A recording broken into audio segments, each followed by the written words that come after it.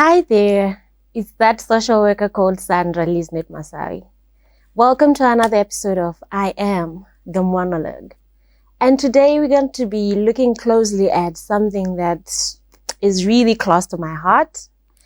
In Shona they say, Mhandu mukadzi.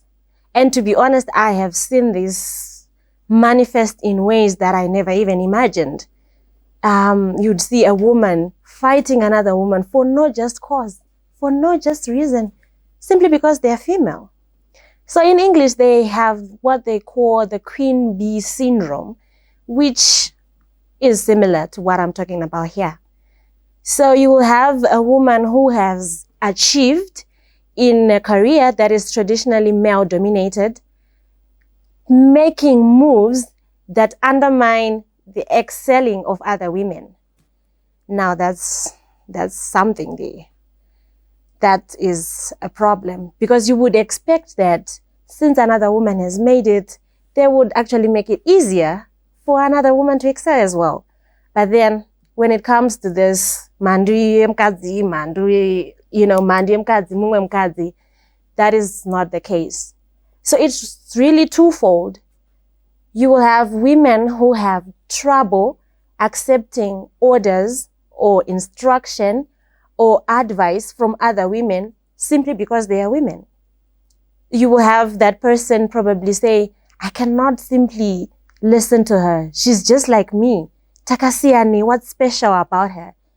And in as much as that other woman may actually be their boss, the other woman on the other hand may not really be comfortable or may not see them as boss.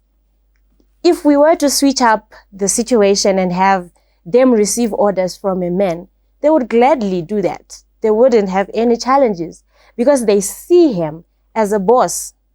So you may be asking yourself, well, what's the problem there? Well, the problem is if we continue to see things in this way, then that means we will not have mentors or female role models, because in our view, they are just women like us. Really, I cannot learn anything from them.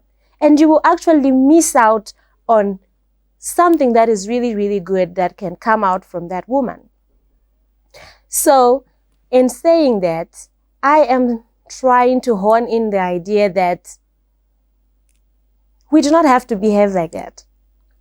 We do not have to behave like we are in a beehive where the queen bee shuts out every other woman from excelling to the ladder. So like I mentioned, it's twofold.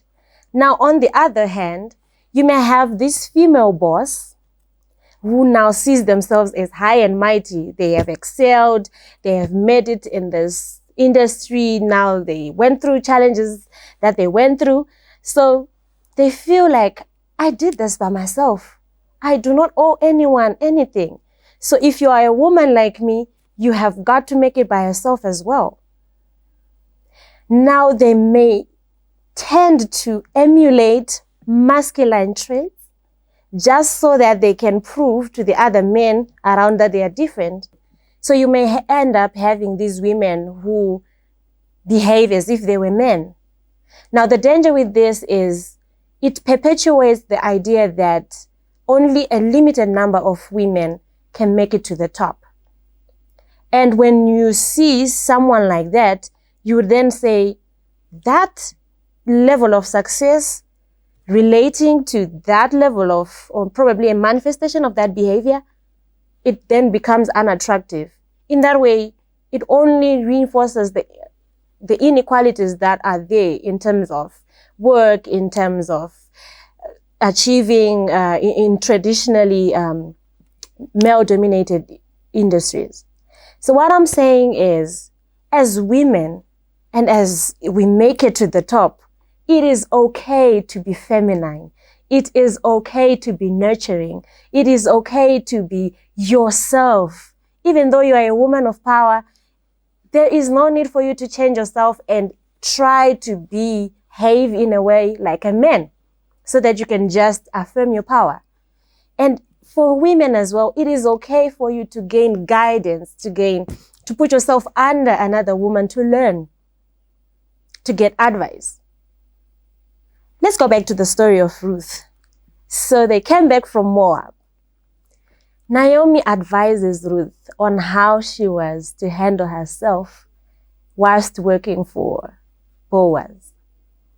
Now, if probably I were put in that situation, I would say, she's old. Well, I can't really take advice from her. She's just another widow like me. You know, you may have challenges accepting advice. And probably on the other hand, Naomi would have also said, well, I think we are doing okay as we are. If Ruth now excels, that means she will outshine me. So you see there, for Ruth and Naomi, there was this relationship. They were both women. They were both willing to work in their lanes, and they had no challenges, encouraging each other, supporting each other, giving each other a hand, and listening and learning from each other. So in a world that is full of complexities, in a world that is full of individualism, in a world that is full of a lot of ideas, concepts, ways to do things, I feel that as women, we need to stick to each other. We need to stick by each other. We need to work together. Not only that, but we need also to submit to one another. Now, the word submit, I know we've always, and a lot of times we hear it when it comes to us submitting ourselves to our husbands. But I think it is also time that we learn to submit ourselves under the leadership of other women, submit ourselves under the guidance of well-to-do women. And whilst we're still on that, the other day I was talking to this other girl, and she was like, how can I learn from you when you're still on the same level as me? Now, let me just quickly say this. We may be on the same level when it comes to finances, because I know nowadays you receive advice when it comes to someone who exudes this fancy, if I may say, well-to-do persona. But from each and every woman, there is something that you can learn. They may not be as financially stable as you may want them to be, but they have advice. They have seen things through life. They have seen something that you can actually take a leaf from. Now, I know for some, it may be difficult to receive marriage advice from someone who has not been able to keep their own.